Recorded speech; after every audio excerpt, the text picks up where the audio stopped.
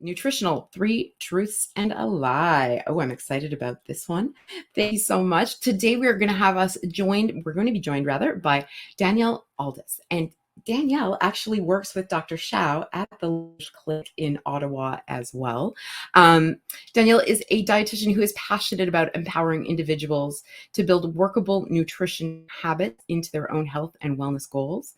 She lives in Ottawa, as I said, practices at the Leaf Clinic, and she's another one of those fantastic certified bariatric and diabetes educators who really sees this as a collaborative effort with your patients and your peers. So with that, I will welcome Danielle. Thank you, Lisa, and we can get right into my presentation.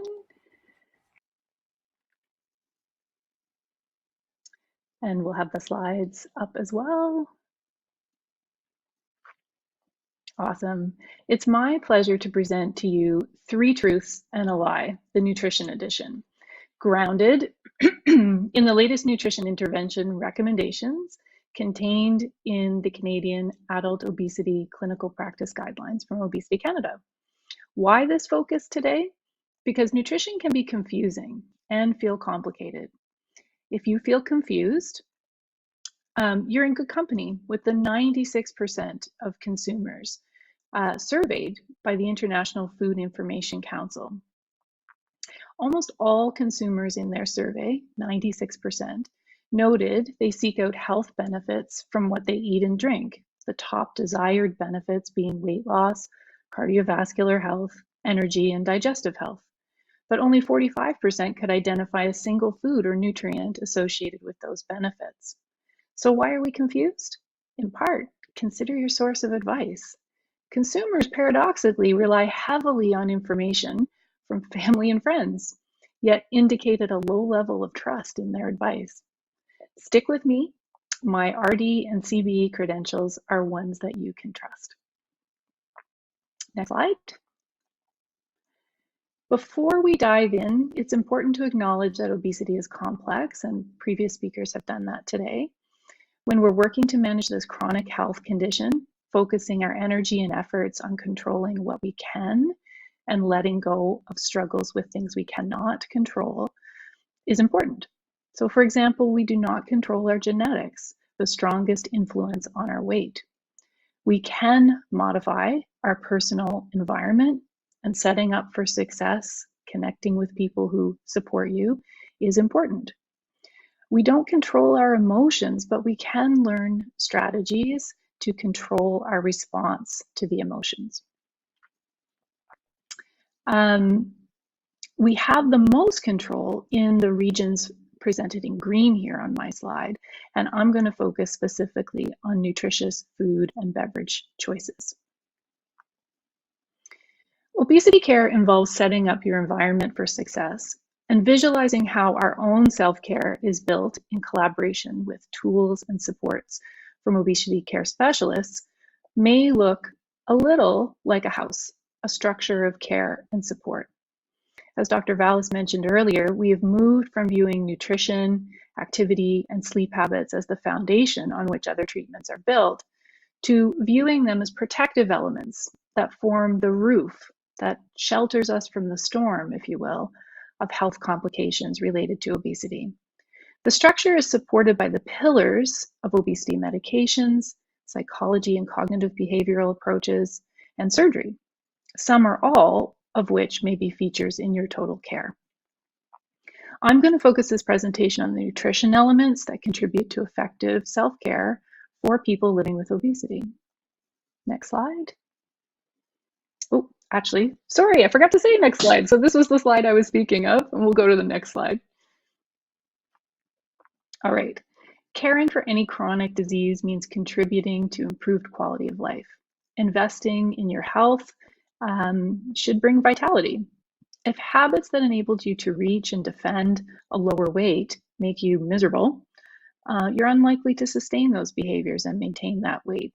So therefore, your best weight is the weight you can maintain while living a life that's enjoyable for you. Throughout this presentation, I'm including wisdom shared by clients with whom I've had the pleasure to work And a client shared that she has come to know there is a difference between idealism and realism, between attainable and sustainable. Next slide. So here we go. Truth number one, nutrition is important for everyone. Most people, regardless of their body size, can set goals to improve nutrition habits and achieve health benefits. Changing your nutrition habits will improve many aspects that can't be measured by the scale and may or may not result in weight changes. Healthy eating is important for all of us. Unfortunately, there's a significant weight bias and stigma present in our society, and many living with obesity have come to internalize these biases, and the stigma is often reflected in our thoughts, which influence our actions. Clients often share insights that have come through working to be more aware of internalized bias and stigma. Noticing, naming, and neutralizing those thoughts that are not helpful in cultivating self-care habits leads to some powerful ahas, like this one that was shared by another client. I've learned to challenge the idea that because I live with obesity, somehow that means I'm lazy or have no self-control, and therefore my punishment must be a restrictive diet. A big aha that when she learned to challenge it, helped her to embrace healthy eating and all of its benefits. Next slide. So there are very many benefits of healthy eating, and they include cognitive benefits, so things like improving our memory, concentration, attention, problem solving, and sleep hygiene. Functional benefits, such as improving our strength and flexibility, mobility, coordination, our capacity for physical activity and endurance. Medical benefits, such as improving our heart health, our endocrine or hormonal function, our digestive health, skin integrity, nutrient status, such as fighting or resolving nutrition deficiencies, and changes, perhaps discontinuation of unnecessary medications. Body composition changes, such as changes in our fat mass, muscle mass, bone health, waist circumference. Also changes in appetite, such as our perception of hunger and satiety or fullness, cravings, changes in our drive to eat, changes in our enjoyment of food, or palatability of food, and even changes in disordered eating patterns, so improving our eating behaviors, improving self-esteem, confidence, and self-efficacy, helping with emotional regulation, and even improving our mood. Next slide.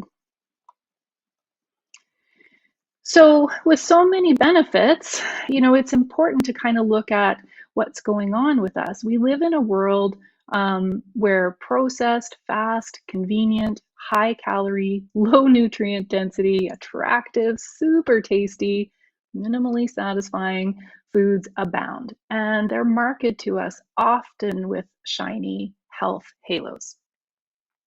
Suboptimal diet is a major preventable contributor to chronic disease globally, particularly diseases of heart health, cardiovascular disease, type 2 diabetes, and tumors combined globally in 2017, when this particular study and survey was done, represented dietary risks that were responsible for 11 million deaths, 22% of all deaths among adults, and 255 million disability adjusted life years, 15% of all disability adjusted life years amongst adults. That's a lot of years we're losing. A small number of dietary risks had a large impact on health outcomes. What are these nutrition habits that hold the key to better health? Next slide. More than half of diet-related deaths and 2/3 of diet-related disability-adjusted life years were attributable to high sodium intakes, low intake of whole grains, low intake of fruits, low intake of nuts and seeds, and low intake of vegetables. What is interesting is that there's one common element that links these dietary risks. Eating ultra-processed foods ticks all of these dietary risk boxes. The less processed your nutrition choices are, the better your diet quality tends to be, the lower your risk for disease, and the longer and better quality of life. So who's eating in this risky way? Well, next slide. If we look at the Canadian nutrition data from our most recent community health survey in 2015, almost 50% of our food choices fell in the category of ultra-processed foods if using the NOVA classification system. NOVA has classified foods into 4 groups based on the nature and extent of processing, and those range from unprocessed and minimally processed foods through to ultra-processed foods. It's important to note that the NOVA system is not without its limitations and criticisms, and it's somewhat controversial in that it categorizes commercially prepared nutrient-dense foods as ultra-processed, leading to a sometimes inaccurate connotation. For example, many foods that are nutrient fortified to meet World Health Organization standards technically would fall into the ultra-processed category, despite being important contributors to diet quality. The pros and cons of NOVA are beyond the scope of this talk, for sure. But if we do dig into the Canadian Community Health Survey, though, we do see support for the fact that many of these ultra-processed foods that were being consumed are higher in sodium and lower in potassium, which is an indicator of low fruit and vegetable intake. Next slide. In this analysis from that particular survey, respondents were divided into 5 categories or quintiles based on the percentage of their reported food consumption falling into the ultra-processed category. So Q1 on this graph is the consumers with the lowest consumption of ultra-processed foods, and Q5 would be the highest consumption of ultra-processed foods.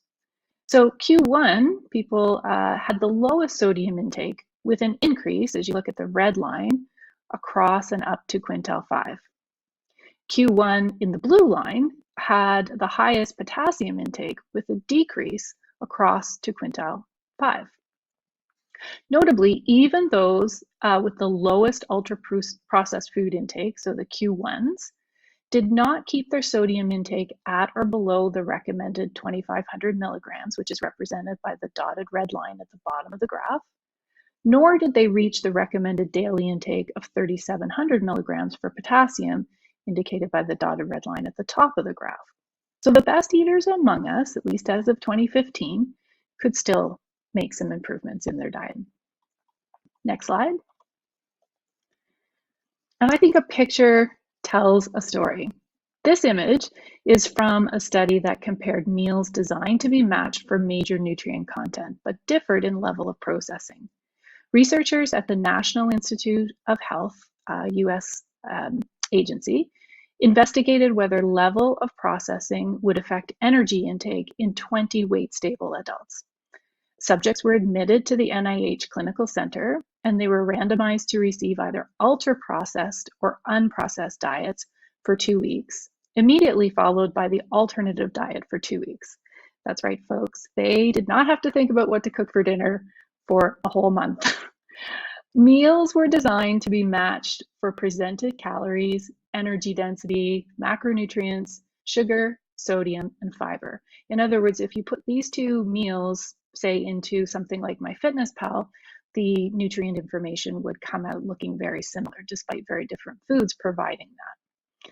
What did the researchers find out about energy intakes on the 2 different meal plans? Next slide. Well, energy intakes were greater during the ultra-processed diet. So the top part of this graph shows 2 lines, the blue line showing the energy intake in the ultra-processed consumers.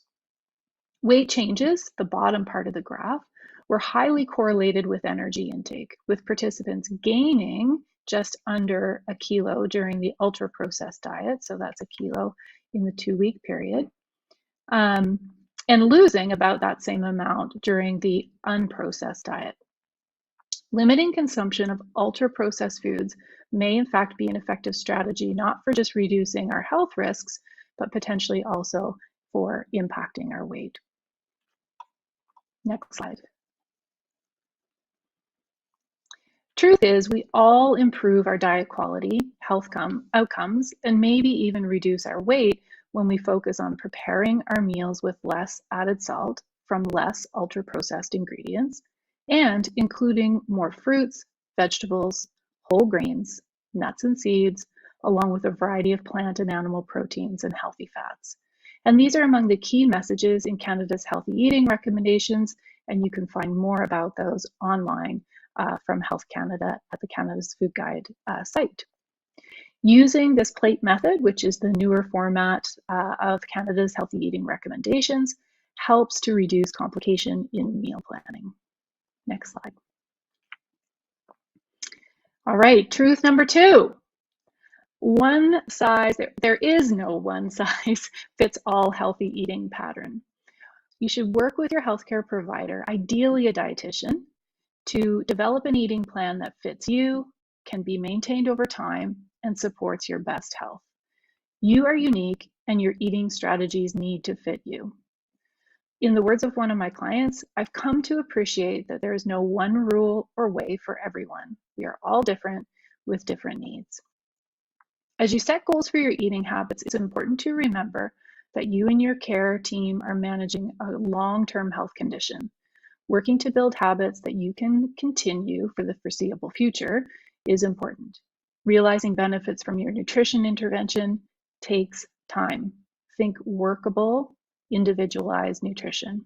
Workable meaning making your life better, improving your quality of life now and over time. Next slide. There are many considerations in building your nutrition plan, and I'll address each of these potential interventions contained in the nutrition recommendations. In helping you choose the right strategies for you, your health or weight specialist will ask questions about your health and weight history, assess your current habits, noting where you're on track and where there may be room to change or improve. Ask if you're interested in and ready to make nutrition changes, advise you on sustaining the habits that are working for you and what changes might benefit you, agree with and assist you in exploring your many options, and collaborate on goals to try these out. Depending on your needs, your changes may focus on any of these items listed on the slide, and we'll go through each of those. Next slide. We live in a world of abundance, which has its benefits and its downsides. The contributing factors to obesity are complex. The phrase eat less, move more is not accurate or helpful. Yet, obesity is an energy storage disorder in that it is a chronic condition where abnormally functioning body fat cells are negatively impacting health. Our bodies are wired to take advantage of excess energy when it's available and store it as body fat. This is normal and has helped us survive. Our world has changed. Studies show increases in food energy supply are sufficient to explain increases in average population body weight. There is more energy available, and we are taking advantage of it because the genes of our brain and body guide us to. Developing a calorie awareness can be a key strategy in your nutrition plan, but it's not the only or even the most important. In part because we're not particularly good at estimating how many calories we consume, routinely underestimating by somewhere between 20 and 30%. Looking at this image from the bottom up, focusing on the food choices rather than the top down, in fact, may be more helpful. Next slide.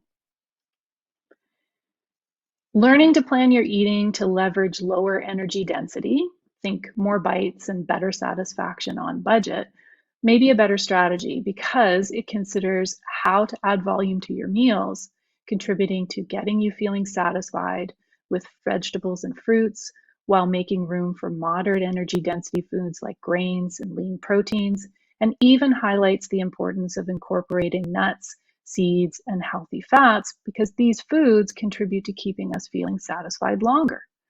This approach focuses on choices that work together to get us feeling satisfied and sustain us one meal to the next. Next slide. If weight loss is the goal, energy reduced plan is part of the strategy. Working with your dietitian to plan an eating approach within an energy budget that you can sustain is key. Plans that supply less energy may contribute to greater loss in the short term. and may be more challenging to sustain. A 1,000 calorie per day prescription may be more difficult to sustain, especially for those for whom the prescription is 50% or more below their usual intake. And very low calorie diets should be medically supervised to ensure safety related to, but not limited to, electrolyte imbalances and medication adjustments. Next slide. Weight loss leads to a proportional increase in appetite, resulting in eating above baseline by approximately 100 calories per day for every kilo of lost weight. As weight goes down, short-term hunger signals increase, short-term fullness signals decrease, long-term energy regulators decrease, brain regions of wanting become more heightened to food cues, all of which drives increased appetite, eating behavior, and weight gain. The lower you go, the more challenging it is to sustain, and the more you will likely experience the counter response that your body can employ to defend weight. Next slide. So what about macronutrients? What about the relative contribution from the 3 energy nutrients? The macros, the ones that supply energy or calories, are carbohydrate, protein, and fat. Carbs and protein supply the same number of calories per gram, whereas fat's more energy rich. The recommended range for macronutrients are shown here on the slide. And macro approaches are typically focused on the quantity of these nutrients. But planning patterns outside of these ranges is possible and has been studied extensively. What do we know? The best diet is the one that you can stick to. Next slide. No meaningful advantage of one macronutrient distribution over another has been reliably shown. Researchers have investigated macros within and outside of those recommended ranges previously shown. And a meta-analysis of 48 randomized control trials involving more than 7,000 participants that advised varying macronutrient distributions showed no difference in weight loss at 6 and 12 months of follow-up between the diets. Several subsequent large randomized controlled trials have confirmed these findings. So ultimately, the takeaway is they all work to a degree, and you want to find the one that you can stick to. Interestingly, both low carb and low fat approaches have demonstrated lower energy intake, despite that not being a focus. So seek the help of your dietitian to assist in individualization of your eating plan and experiment with what works for you. In the wise words of those that I work with, keto is not the answer for everyone, but might help some. And I've learned to challenge the notion that carbs are bad for me. Next slide. Aside from receiving individualized medical nutrition therapy from a dietitian, including meal replacements in your care plan scored the strongest recommendation level in the medical nutrition therapy guidelines. Why? High quality research studies show that by replacing 1 or 2 meals per day with a high quality formulated nutrition shake, patients can achieve reduced body weight, waist circumference, blood pressure, and improve blood sugar control. How? Meal replacements increase the accuracy of caloric reduction, they improve portion control, they enhance nutrition density within the energy prescription, they aid in supporting a structured intake pattern, and they limit meal skipping patterns. They can be a tool for weight maintenance in association with balanced, healthy diet and exercise. They improve stimulus narrowing and stimulus control, and they reduce the decisional burden and food choice overwhelm that we often experience. Next slide. Partial meal replacement weight loss programs where 1 or 2 meal replacements complemented a food-based meal or snack demonstrated greater weight loss at 1 year and lower program dropout rates compared to those without a meal replacement. In the Look Ahead study, individuals that were most adherent to their partial meal replacements had a 4 times greater likelihood of achieving clinically significant weight loss. And very low calorie diets with full meal replacement do require supervision, medical supervision, and behavioral counseling by allied health professionals. generally have a transition to a partial meal replacement followed by a food-based maintenance plan. This is often called an intensive lifestyle intervention or behavior therapy approach. And a study comparing this approach of full meal replacement to a food-based protocol demonstrated greater weight loss at 6 and 12 months and greater fat mass loss in the meal replacement participants versus the food-based participants. Another study, the DIRECT trial, which used full meal replacement in the first 12 or more weeks of the intensive intervention, showed almost a 20-fold greater chance of achieving diabetes remission at 12 months for those living with both obesity and type 2 diabetes. Next slide. So if you're not interested in calorie approach or macro approach or meal replacement approaches, there's still more to choose from when it comes to crafting your nutrition plan. Many dietary patterns have been studied for their effects on weight, metabolic risk factors, and obesity complications. Mediterranean diet, for example, is plant-based, emphasizes healthy fats and nuts, fruits and vegetables, whole grains, pulses, fish and dairy, with a low intake of red meats and sweets. Other patterns include vegetarian, portfolio, low glycemic index, and DASH. What's interesting is when you look at these patterns in comparison to the dietary risks contributing to increased deaths and disability adjusted life years that we discussed earlier is, next slide, all of them. Mediterranean, vegetarian, portfolio, low glycemic index, and DASH address at least 4 out of the 5 of the key dietary risks that we noted. So increasing grains, fruits, nuts, and vegetables. Mediterranean and DASH explicitly provide guidance to lower sodium intake. All others, when cooking more from home, could easily also tick the box of being lower in sodium. The clinical guidelines and medical nutrition therapy recommendations also review food-based approaches, which individually focus on increasing whole grain, fruit, vegetables, and nuts, and all have the benefits of increasing dietary fiber and have health and, in some cases, weight benefits. Even patterns that focus on macros agree on boosting nuts and vegetables, and when presented as less processed home-prepared meals, would be lower in sodium. Next slide. What about changing up when you eat versus what you eat? There are a variety of meal timing approaches under the heading of intermittent fasting, and some cultural and religious observances, such as Ramadan, are limited duration intermittent fasts. The limited literature based on human studies to date generally supports no significant difference between intermittent fasting approaches and continuous calorie restriction. In other words, both work, showing similar changes in weight, and both have shown improvements in health markers, including blood sugar control.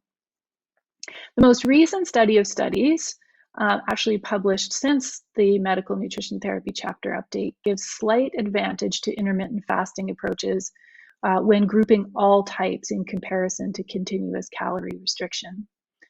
So paying attention to your own hunger and fullness rhythms is important, and putting some personal policies in place around when to and when not to eat may help prevent problematic grazing or mindless munching, which leads us to our final truth. Next slide. How you eat is as important as what and how much you eat. So non-dieting approaches, including mindfulness-based interventions, target self-awareness of hunger, satiety, and taste satisfaction, and have demonstrated benefits in positively affecting eating behaviors and including strategies that help us default less to automatic responses and choose to enact healthy behaviors more intentionally. So one of the strategies we often talk about is kindly and gently with curiosity, stopping, slowing down, taking notice, opening up, and pursuing vitality, pursuing where to put your energy so that it's most in line with your values and how you want to behave in the face of a difficulty or an adversity. It's important to be flexible, to learn to let go of labels like good or bad and promote a healthy relationship with food. My clients will say things like, I have learned to slow down. Healthy eating requires mindfulness. Next slide. So just as we have a plate method for what to have on our plate, so too do we have one to guide us on how to eat mindfully. When we work to be present in the moment, notice the experience of eating and nourishing ourselves, take time to really taste and savor our food, work to let go of judgment. I think that's one of the hardest. Let go of those labels and approach your choices kindly. Being aware of the context in which you eat makes a difference. Next slide. There are many benefits to this. Connecting with your hunger and satiety, just one of them. This approach empowers healthier choices rather than restrictions. It shifts the control from external rules or authority to your inner cues and wisdom, and it brings awareness to our relationship with food. Next slide.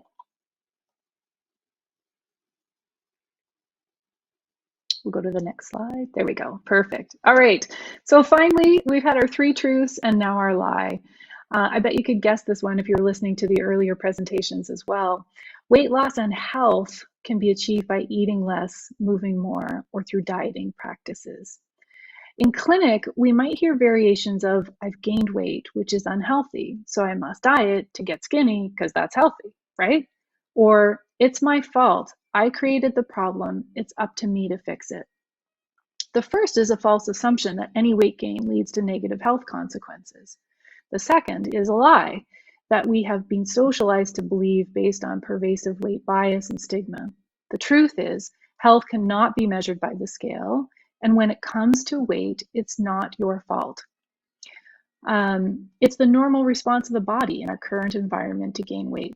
Further, when you feel bad about yourself, as we do when we allow such thoughts of internalized bias and stigma to dominate our attention, you'll likely avoid health-promoting behaviors such as investing in your nutrition.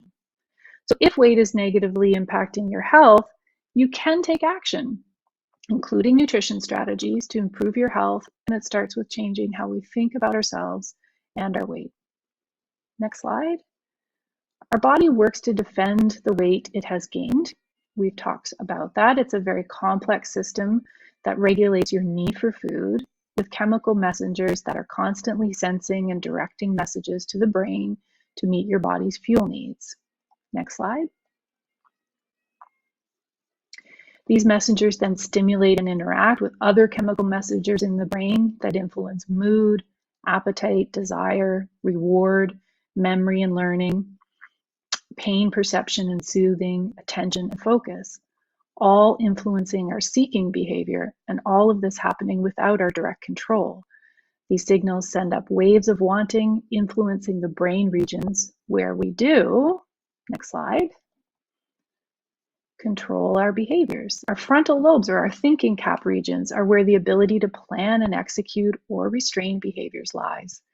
We can react impulsively, which we often do when we're tired or underfed or overwhelmed, kind of like a battery out of power. We're functioning more on the generator mode of all the other influences. Or we can power up by improving our sleep, taking time to rest, pausing, breathing, slowing down to make a more mindful choice and intentionally choose to engage health behaviors that lead to investing in our long-term health.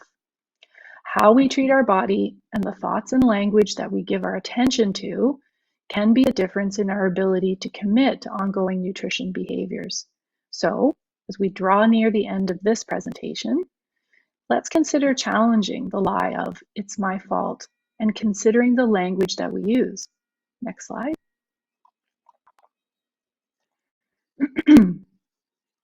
Diet or nutrition intervention? Take a moment to just think what diet means to you. What pops into your mind? Diet has its origin in Latin and Greek language and originally stemmed from meaning a way of life. Unfortunately, dieting has become associated with weight loss focused ideals, severely restricting the amount you eat, for example. The provocative phrase, diets don't work, is often heard even used as intriguing talk titles, to challenge the notion that rigid short-term, eat this, not that diets don't work for meaningful weight management, which is true. However, that's not the same as your diet doesn't matter, which I fear is sometimes the message received with this phrase. Language matters. Can we think more flexibly about our diet? Do you need to embrace a different term, one with less negative associations, perhaps nutrition intervention or your unique nutrition plan? Yours should be an approach that adds to your health and wellness. Next slide. And is planned with intention to include healthy habits, such as spacing meals and snacks around fruits, vegetables, whole grains, nuts and seeds, lean proteins, quality fats. Shopping for unprocessed and minimally processed foods, emphasizing cooking from home more often, perhaps incorporating meal replacements to help complement your prepared foods, prepared meals. Slowing down, paying attention to hunger and satiety. Again, in the words of a wise client, I've come to understand that if I take the time to plan even a little, it takes the stress away from making food-related decisions. Next slide. This I know to be true. Nutrition is important for your health and quality of life. There is no right eating pattern. Work with your trusted team to develop your unique nutrition plan. Next slide. Be curious about how and why you eat. Experiment with evidence-based approaches. Learn to shape your nutrition behaviors mindfully. And challenge diet mentality. Care for your body with quality nutrition and enjoy the many benefits that come from your efforts. Next slide. I hope this talk has provided some clarity on evidence-based nutrition strategies for obesity management.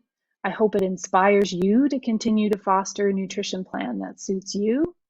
I hope you have access to a support circle of well-informed friends, family, and healthcare providers to be a trusted resource when you have questions or need advice. And on this World Obesity Day, I hope events like this help you strengthen your confidence in your ongoing nutrition and self-care strategies. Thank you very much. That was fantastic. Thank you so much, Danielle. That was so well said. And I have to say, I think my favorite nugget that I'm going to take is that very salient. And I feel like I've been wrestling to try and find the right words as well. You know, we hear that diets don't work and translates often into that your diet doesn't matter. And that is a very salient way of saying that. So thank you for giving me those words, because I know that's something that we hear a lot in the community as well. And we know that movement is important for all of us. Nutrition, I love nutrition intervention, is fundamental for everybody. So I love that we've given language that we can move into with that. There are a couple of questions that got posted that I'd love to take a couple minutes and address as well. So as a registered dietitian, how do you work with individuals who have very established misconceptions about nutrition? And how do you convince people to see nutrition in a way that aligns with how you present it here, when there's so much noise and it can be so confusing? Yeah, that's a great question. And I think it comes through, asking questions and really listening to what people are telling you. And when you hear sometimes these internalized biases or perhaps something that isn't working for people, just helping them to notice that, like, I notice you're saying this, how has that worked for you? It might be working in the short term, but is it working in the long term? Do you see yourself as kind of repeating these cycles? And are you willing to try something a little bit different? It takes a lot, but I think definitely a very kind and compassionate conversation, and asking people to be curious about their own habits and behaviors and thoughts and how those are either working for or against them. Yeah, that kindness is such a big part of this, kindness for ourselves and kindness to each other. And I appreciate there are clinicians like you out that are approaching it in this way. Another question, what are the macronutrient ranges for people with type 2 diabetes? Is that something that you know? Yeah, so still within those recommended ranges that I had posted, many people, and again, it depends on sort of the larger context of their eating patterns. So people with diabetes could follow a more plant-based diet, and that might mean that they have to allow for a bit more carbohydrate in their eating plan and might be higher on that carb spectrum and therefore a little bit lower in their fats. Equally though, they could be lower in carbohydrates too. So there's lots of flexibility in that. And generally speaking, we try to perhaps start with at the lower end of carbohydrate intake for people living with diabetes and see if we can flex that to meet their needs based on the kinds of foods they're looking to incorporate in their diet. Nice. And follow up to that, do you think, I know we just talked about no one thing for everyone, but intermittent fasting, and is that safe for diabetics? Is a question that's asked as well. Yeah, that's a good question. So I think because intermittent fasting is such a broad term and it could mean many different things, it has to be considered carefully. And so I think the length of time that you are fasting needs to be considered. So if you were doing maybe what's more considered a time restricted feeding, maybe eating within an 8-hour window and fasting over a 16-hour window and doing that every day, there's probably a fair bit of safety in that for people with diabetes. Whereas if you were doing longer fasts, maybe more that 5-2 approach where a full day is going to be a very low calorie intake, especially if you're a person who's on medications that increase your production or put in external insulin, that's going to be something that has to be modified. So some real important considerations with matching your food and nutrition intake to the medications that you're taking in for management of your blood sugars. Makes good sense. What should people do to counter those people in our lives, again, that can look like family, it can look like friends, it can look like coworkers, who push that unwanted diet advice and just, I think we've all heard it. Oh, have you tried keto? Oh my gosh, have you heard of the caveman diet? Blah, blah, blah. Fill in the blank. Yeah. What, as an expert in your field, what do you arm people with to kind of counter that moment? Sometimes I'll just say, thanks, that might be a good tip. I'll discuss it with my dietitian. Take it back to your healthcare team. And if they're getting a lot of pushback, I do work in a program where we do an intensive lifestyle intervention program where there is a full shake replacement used in part of it. So that's one of the programs that we offer. And people will often say, they get a lot of pushback on like, are you sure this is good for you? What have you considered all the pros and cons of this? And I think, sometimes just being able to say, I appreciate your concern, but drawing a boundary of where and how much advice you're willing to take from those individuals, and reassuring them that you have thought it through and that you are working with healthcare professionals can just help them to be reassured that you are doing something that is wise and considered and medically supervised. And personal to us. And that's a personal, really yes. resonant, that's a really resonant point that you bring up too. Food is incredibly personal, and it's another moment that's generational and family and all of those things. So thank you for the work that you do and how you are approaching this work. I think it makes such a big difference to know that there are collaborative spirits out there like yourself, even in this dietitian role, which can sound really intimidating or kind of, I shouldn't need that, I should know how to feed myself kind of sensibility. So appreciate everything that you are putting out. We all eat, so we are all experts in eating in some ways. And I think sometimes too, people really think that dietitians are the food police, and that when they walk in an office with a dietitian, that they're just going to walk out with a list of don't. And so hopefully, a presentation like this helps to give some perspective on the fact that it is a very collaborative conversation.